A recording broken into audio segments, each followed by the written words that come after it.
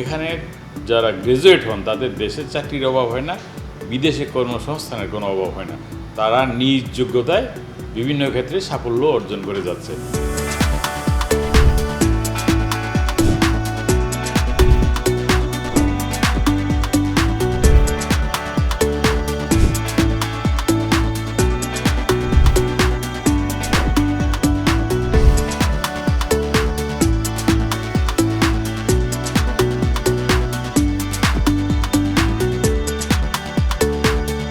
আমাদের শিক্ষার মান অত্যন্ত উঁচু। আমাদের এই ইউনিভার্সিটি শিক্ষার মান নিয়ে কোনো আপোষ করে না। আমাদের শিক্ষক মণ্ডলী আছেন, ফ্যাকাল্টি মেম্বার্স উচ্চশিক্ষিত, বিদেশে থেকে ডক্টরেট ডিগ্রি প্রাপ্ত, ট্রেনিং প্রাপ্ত এবং এই শিক্ষার জন্য নিবেদিত প্রাণ স্কলার, ইন্টারন্যাশনাল স্ট্যান্ডার্ডের স্কলার টিচাররা আছে।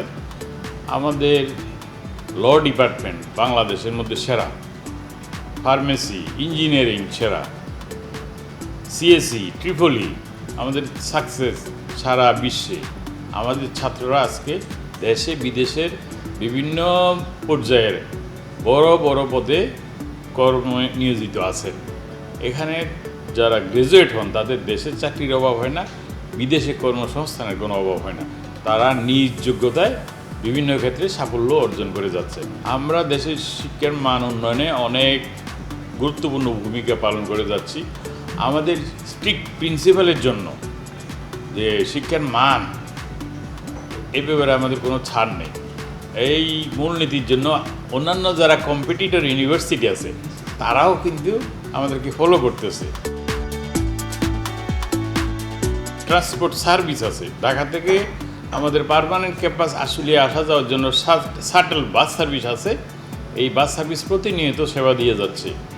তারপর হচ্ছে আমাদের এখানে ছাত্রদের জন্য, মুক্তিযোদ্ধা ছাত্রদের জন্য তো বিশেষ ওয়েবার আছে, অন্যান্য মেধাবী যারা ছাত্র আছে তাদের জন্য ওয়েবার আছে, ছাত্রীদের জন্য ওয়েবার আছে, বিভিন্ন বৃত্তি আছে। আমাদের বোর্ড অফ ট্রাস্টিজের ডিরেক্টরগণ অনেকগুলো বৃত্তি দিয়েছেন, সেটা আমরা ছাত্রদেরকে দেই। আরও অন্যান্য দেশে বিদেশে আমাদের ইন্টারন্যাশনাল যে লিঙ্কেজগুলো আমরা ইউজ করে আমরা ছাত্রদেরকে প্রোভাইড করি। চতুর্থ শিল্প বিপ্লবকে সফল করার পূর্ব শর্ত হচ্ছে ওই বিপ্লব বাস্তবায়নের জন্য যোগ্য, দক্ষ নেতৃত্ব, কর্ম গ্রুপ গড়ে তোলা। সেটার জন্য আমরা কাজ করে যাচ্ছি আগের থেকেই। কারণ হলো আমাদের এই দেশকে শিল্পায়নে এগিয়ে নিতে হলে আমাদের ছাত্রদেরকে, আমাদের যুবকদেরকে প্রশিক্ষিত করে গড়ে তুলতে হবে। বিদেশে যেমন তাদের সম্মান হবে, সুযোগ সুবিধা বৃদ্ধি হবে, চতুর্থ শিল্প বিপ্লব বাস্তবায়ন হলে আমাদের দেশেই তারা বিদেশি স্ট্যান্ডার্ডের সুযোগ সুবিধা, বেতন ভাতা পাবেন, উন্নততর জীবনযাপন তারা করতে পারবেন। আমরা শিক্ষার মান ধরে রাখছি।